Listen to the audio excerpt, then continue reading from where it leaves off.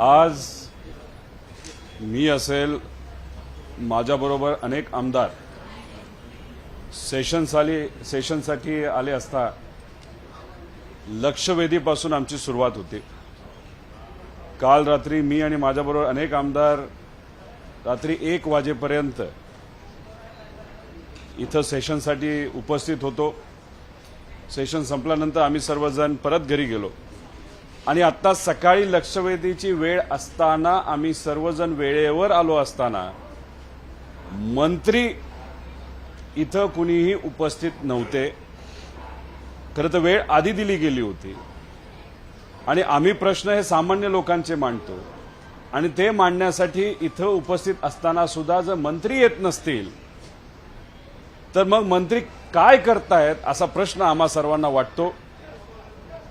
खरं तर तिथं उपस्थित राहून प्रश्नाला उत्तर देण्याची जबाबदारी त्यांची असताना सुद्धा ते जर सेशनला महत्त्व देत नसतील, सामान्य लोकांच्या प्रश्नाला महत्त्व देत नसतील तर मग ते मंत्री हे स्वतःच्या हितासाठी झालेत का लोकांच्या हितासाठी झालेत असा आमचा प्रश्न आहे।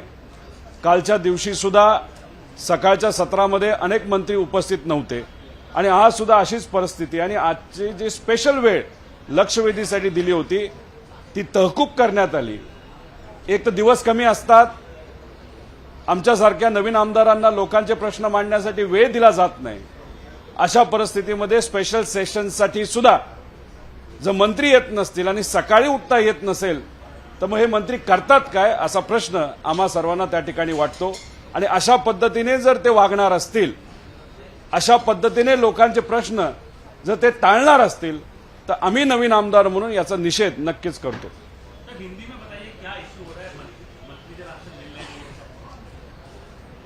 आज स्पेशल सेशन था, 9:30 बजे लक्षवेधी लेने वाले थे और जब लक्षवेधी ली जाती है तब जो व्यक्ति वो लक्षवेधी पूछने वाला है और उस लक्षवेधी को जो मंत्री उत्तर देने वाला है, ये दोनों वहां पे उपस्थित रहना बहुत इंपॉर्टेंट है। प्रश्न पूछने वाले लोगों के लिए वहां पे उपस्थित थे, सब आमदार थे, लेकिन उत्तर देने वाले जो मंत्री है वो वहां पे उपस्थित नहीं थे। इससे एक ही चीज क्लियर होती है कि मंत्रियों को जो कॉमन मैन है उनके जो प्रश्न है उसको उत्तर नहीं देने, शायद यह सरकार जो बदला लेने के लिए फॉर्म हुआ सरकार है उनको सिर्फ सत्ता, इलेक्शन और खुद की पड़ी है, लोगों की पड़ी नहीं है। इसीलिए हम जो नए आमदार हैं, जो लोगों के प्रश्न यहाँ पे मांडने के लिए आए हैं, वो इस चीज का निषेध करते हैं कि उत्तर देने के लिए मंत्री सुबह आ नहीं सकते। थोड़ा सा सीरियसनेस इस सरकार ने लाना पड़ेगा और ये जो कॉमन लोगों के जो प्रश्न है उसको उत्तर उनको देने पड़ेंगे।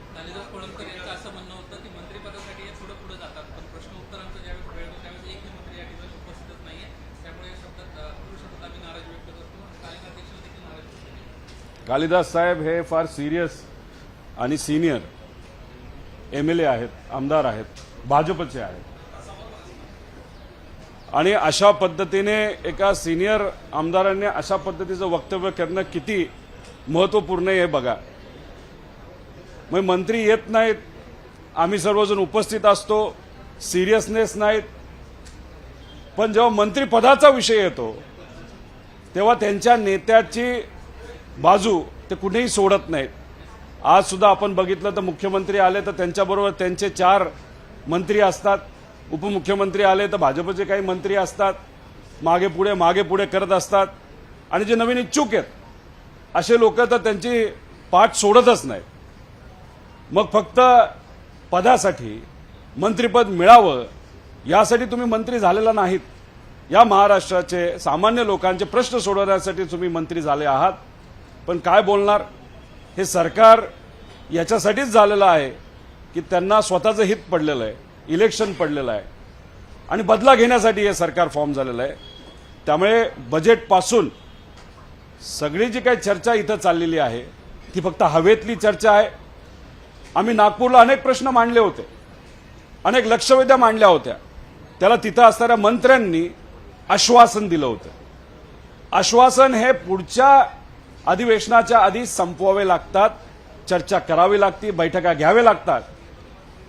पण एक सुद्धा बैठक झालेली नाही. मग जी काय प्रथा आहे या विधिमंडळाची, या अधिवेशनाची, ती प्रथा हे सरकार कुठेतरी मोडत काढत आहे. संविधानाला फाटा देऊन सरकार हे फॉर्म झालं आणि आज जर बघितलं जे काही रूल्स अँड रेग्युलेशन्स असतात अधिवेशनाचे ते सुद्धा हे सरकार पाळत नाही. त्यामुळे यांना प्रथेचं, परंपरेचं काहीही पडलेलं नाही, लोकांचं काहीही पडलेलं नाही. त्यांना स्वतःचं हित, इलेक्शन, मुंबईचं राजकारण एवढंच पडलेलं आहे असं स्पष्ट होतं. राज्य कर्मचाऱ्यांचा आज सलग दुसऱ्या दिवशी संप सुरू आहे. राज्य सरकारचा विचार सुरू आहे की मेस्मा याबद्दल लावणार का, काय वाटतं? त्याचबरोबर याला जोडून एक नवीन GR सरकारने काढलेला आहे. त्यामध्ये स्पष्टपणे म्हटलेलं आहे की शासकीय कर्मचाऱ्यांमार्फत आता नव्याने नियुक्ती केली जाणार आहे. इकडे कर्मचारी आंदोलनाला बसलेले, दुसरीकडे खासगीकरणाद्वारे कर्मचाऱ्यांची नियुक्ती केली जाणार आहे. या कर्मचाऱ्यांवर दबावाचं तंत्र सरकार भाजपचं जेव्हा सत्ता होते तेव्हा अनेक कामं कॉन्ट्रॅक्टवर दिली गेली होती. त्या कॉन्ट्रॅक्टच्या कंपन्या कोणाच्या आहेत याचा एक अभ्यास तुम्हा सर्वांना करावा लागेल. आणि आता परत एकदा सत्तेत आल्यानंतर त्यांनी कॉन्ट्रॅक्टवर लोक घेणं सुरू केलेलं आहे. एका बाजूला 75,000 शासकीय भरत्या आम्ही करणार असं सांगतात, त्याच्यात पोलीस भरती 8,500ची आहे, इतरही काही भरत्या घेतल्या तर 27,000 पर्यंत फक्त आपण पोहोचतो. मग राहिलेले 40-45,000 वेकेन्सीजचं काय, ते तुम्ही करणार आहात का? त्याबद्दलची रिक्वायरमेंट तुम्ही दिली आहे का? आणि MPSC याच्या जाहिराती कधी काढणार याबद्दल ते काहीही बोलत नाहीत. तुम्ही आरोग्य मंत्र्यांना विचारलं तर ते म्हणतात या 75,000 मध्ये माझ्या विभागाच्या सुद्धा नोकऱ्या त्या ठिकाणी दिल्या जातील, पण त्यांची ऍड सुद्धा आणलेली गेली नाही. काही काही ठिकाणी तर त्यांनी असं उत्तर दिलं, मार्च अखेरीस आम्ही आरोग्य विभागाच्या जागा ज्या रिक्त आहेत त्या भरू. ऍड तर तुमची आलेली नाही, मग तुम्ही भरणार कसं? कॉन्ट्रॅक्टवर. मग 75,000 मध्ये कॉन्ट्रॅक्टच्या पण नोकऱ्या तुम्ही धरल्यात का हे तुम्ही स्पष्ट करा.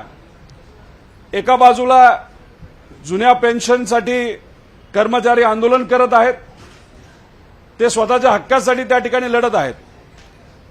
काल मुख्यमंत्र्यांनी जे भाष्य केलं, आम्ही बसू करू, जसं बजेटमध्ये त्यांनी भाषण केलं, उपमुख्यमंत्र्यांनी आम्ही करू बघू, आणि बऱ्याच योजनेला निधी सुद्धा त्या ठिकाणी दिला गेला नाही.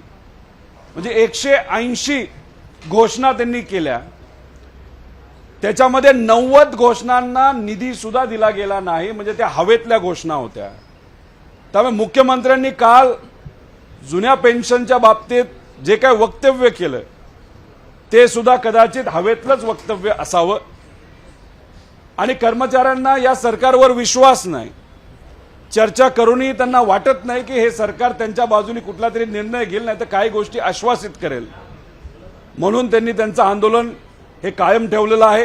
याच्यात कुणीही राजकारण आणू नये, पण कुठेतरी त्यांचं ऐकलं गेलं पाहिजे, लगेच त्याच्यावर चर्चा झाली पाहिजे.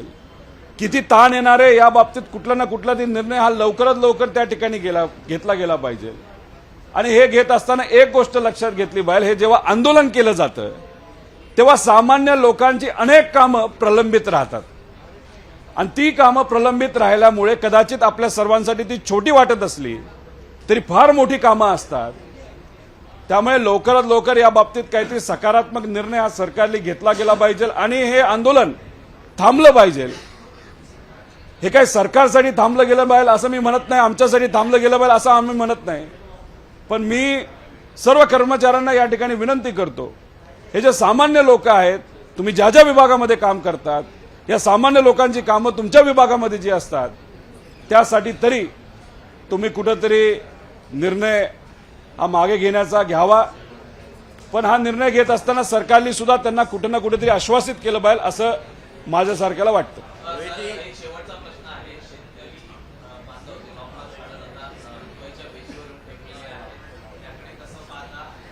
त्यांना देखील जी काल मीटिंग होणार होती ती नाही झाली, ती आज होणार आहे. मात्र आता त्यांनी एक तटस्थ भूमिका घेतली की मुख्यमंत्र्यांनी आता आमच्याकडे यावं आणि आमच्याशी चर्चा करावी. नाशिकवरनं अनेक शेतकरी मुंबईकडे स्वतःच्या हक्कासाठी स्वतःच्या मागण्या घेऊन येत आहेत.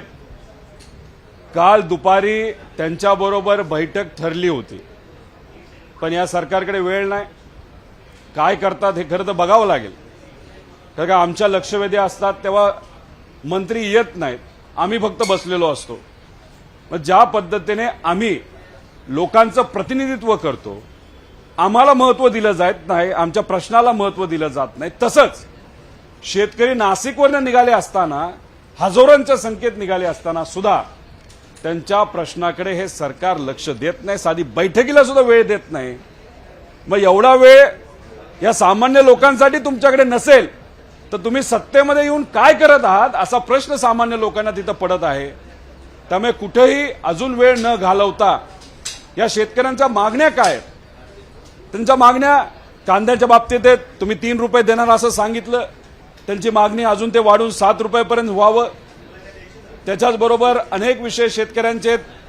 कापसाचा विषय घेतला तर 21,000 कोटी रुपयाचा कापूस अजून सुद्धा शेतकऱ्यांच्या घरी आहे. का घरी आहे?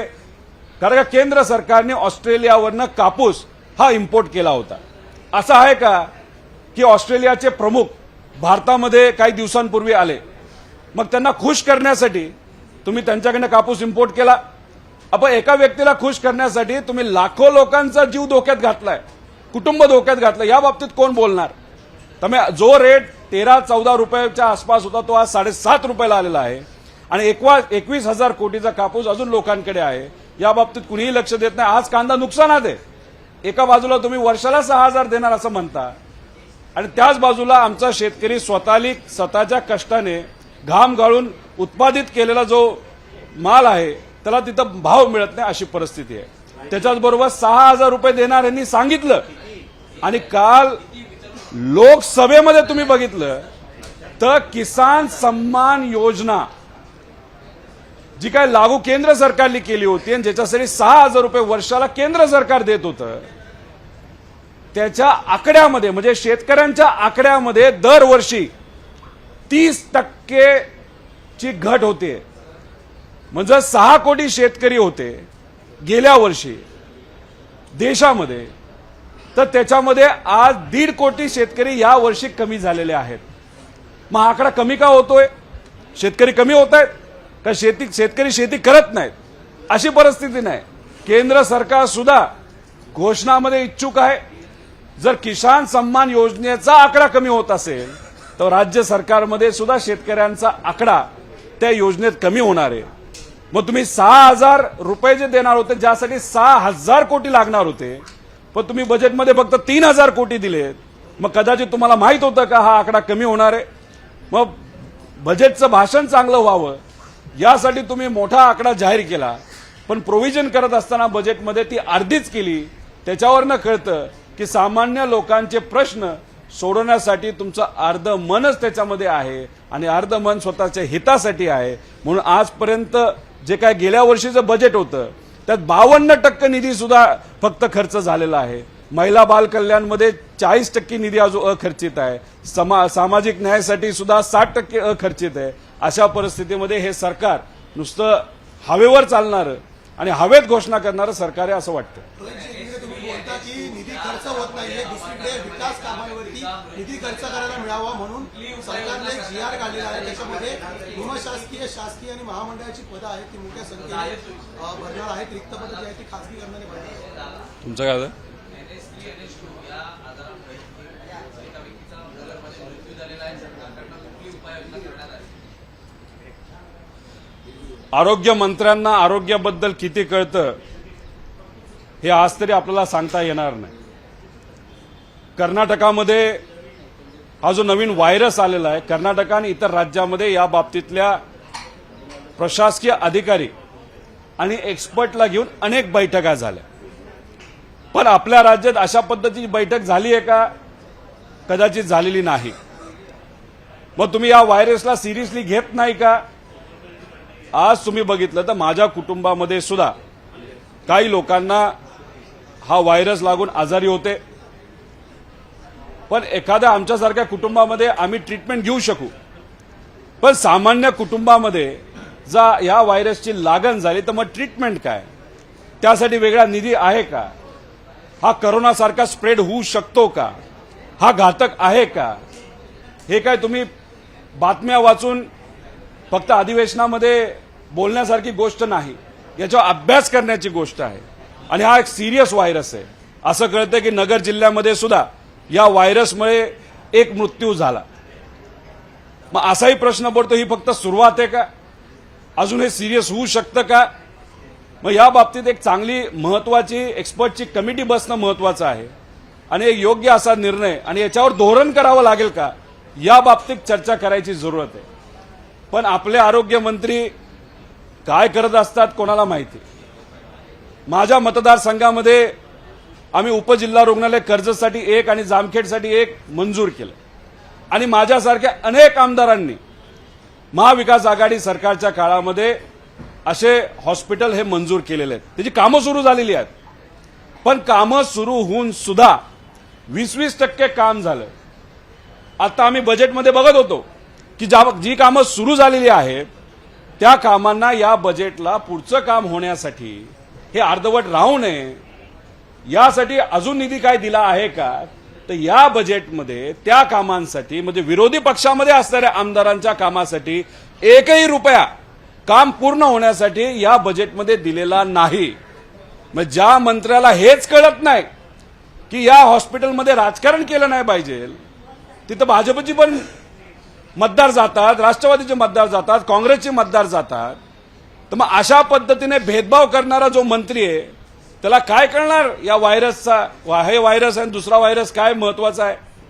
त्यामुळे मी अशी अपेक्षा करतो मंत्री महोदयांना, जर मंत्री महोदयांना जमत नसेल तर राजेश टोपे साहेबांना तुम्ही विश्वासात घ्या.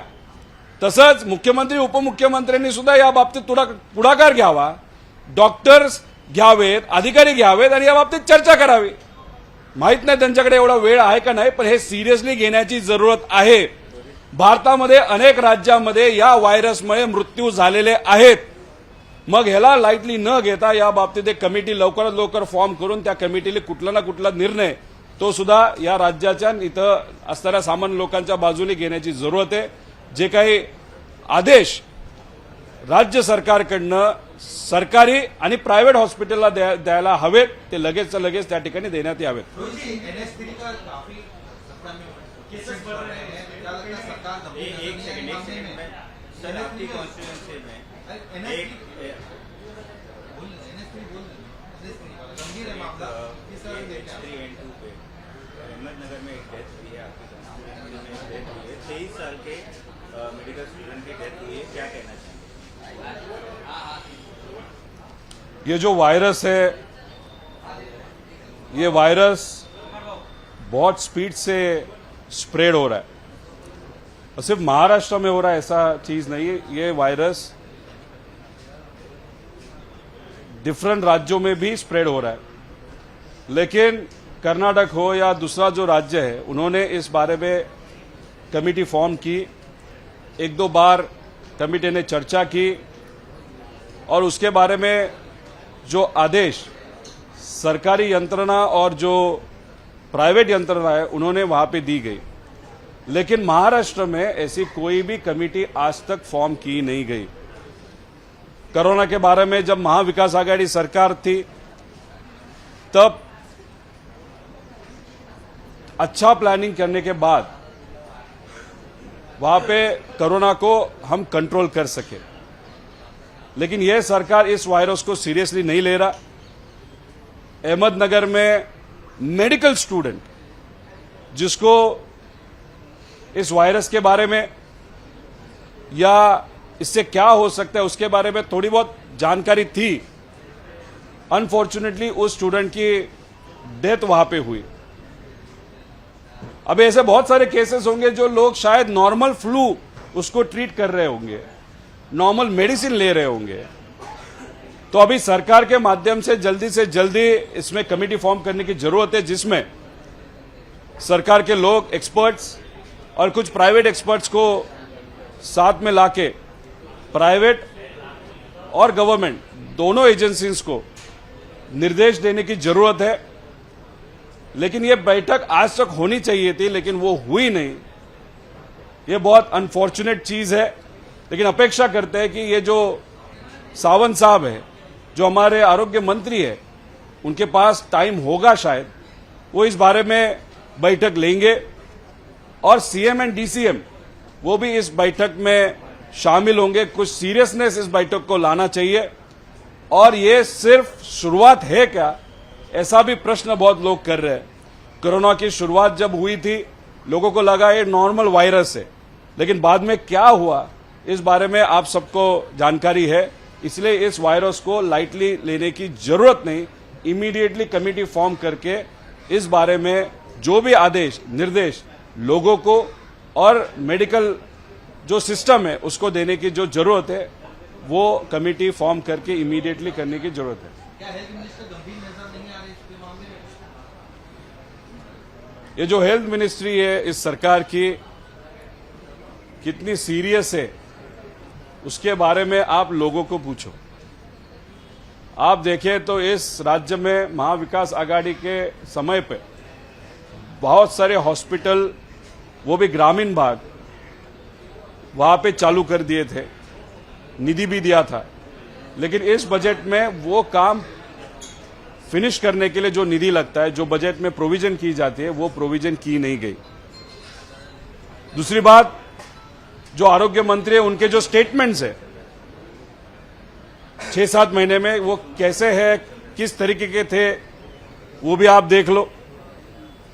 और दूसरी बात, जब सेशन चल रहा था, जो लोग प्रश्न पूछ रहे थे कि आप जो वैकेंसीज है हेल्थ डिपार्टमेंट के कब तक भरोगे, तो उस प्रश्न में उनका एक फिक्स्ड आंसर था, मार्च एंड तक हम भरेंगे। अरे आपने ऐड भी नहीं दी, आपने रिक्वायरमेंट भी नहीं दिया, तो कब रिक्रूटमेंट चालू होगा, कब अलोकेशन होगा, अलोकेशन होने के बाद कब उस एरिया में, उस तालुका में, उस डिस्ट्रिक्ट में उन लोगों को नियुक्ति की जाएगी, उसके बारे में वो कुछ नहीं बोल रहे, सिर्फ हवा में बात कर रहे। अरे वायरस भी हवा में ही स्प्रेड होता है, इस बारे में थोड़ा सा पढ़ाई करो, एक्सपर्ट की राय लो, और उसके बाद ही आप थोड़ा सा एक्सपर्ट के ओपिनियन लेने के बाद जो निर्देश देने वो देने चाहिए। ये सरकार इस बारे में इस चीज को गंभीरता से लेगी, ऐसे हम अपेक्षा करते हैं। एबीपी माझा, उघडा डोळे बघा नीट।